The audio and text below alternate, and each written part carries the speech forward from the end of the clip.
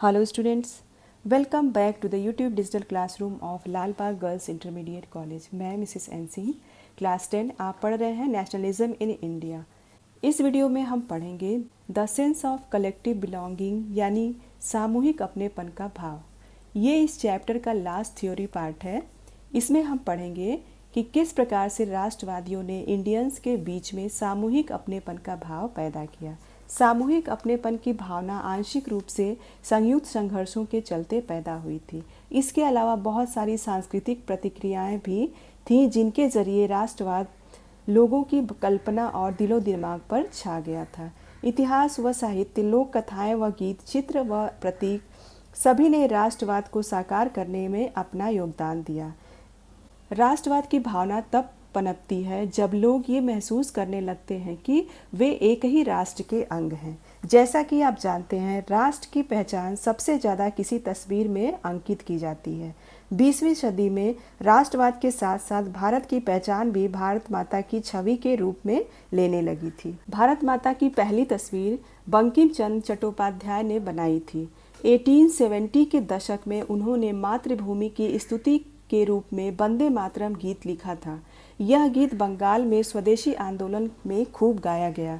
स्वदेशी आंदोलन की प्रेरणा से अवनींद्रनाथ टैगोर ने भारत माता की विख्यात छवि को चित्रित किया। इस पेंटिंग में भारत माता को एक सन्यासिनी के रूप में दर्शाया गया है।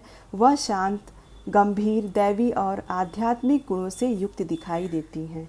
इस मातृ छवि के प्रति श्रद्धा और राष्ट्रवाद में आस्था का प्रतीक माना जाने लगा। इसी क्रम में राष्ट्रवाद का विचार भारतीय लोक कथाओं को पुनर्जीवित करने के आंदोलन से भी मजबूत हुआ। राष्ट्रवादियों ने भाटों व चारणों द्वारा गाई और सुनाई जाने वाली लोक कथाओं को दर्ज करना शुरू कर दिया। उनका मानना था कि यही कहानियां हमारी उस परंपरागत संस्कृति की सही तस्वीर पेश कर सकती हैं जो बाहरी यानी ब्रिटिश सरकार के ताकतों के प्रभाव से भ्रष्ट और दूषित हो चुकी थी। बंगाल में खुद रविन्द्रनाथ टैगोर ने लोक कथा और गीत, बाल गीत और मिथकों को इकट्ठा करना शुरू कर दिया था। मद्रास में नटेशा शास्त्री ने the folklore of southern India के नाम से तमिल लोक कथाओं का विशाल संकलन 4 खंडों में प्रकाशित किया था।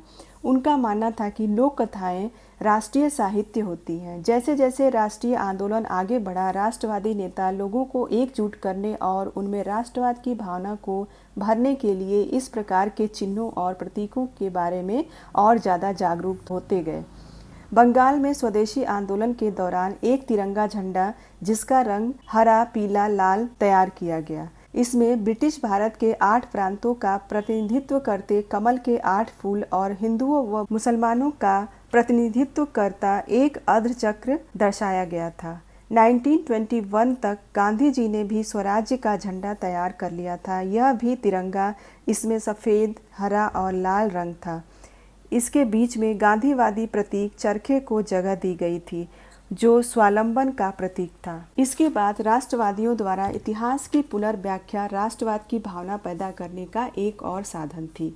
19वीं सदी के अंत तक आते आते बहुत सारे भारतीय यह महसूस करने लगे थे कि राष्ट्र के प्रति गर्व का भाव जगाने के लिए भारतीय इतिहास को अलग ढंग से पढ़ाया जाना चाहिए। अंग्रेजों की नज़र में भारतीय पिछड़े हुए थे जो अपना शासन खुद नहीं संभाल सकते थे। इसके जवाब में भारत के लोग अपनी महान उपलब्धियों की खोज में अतीत की ओर देखने लगे।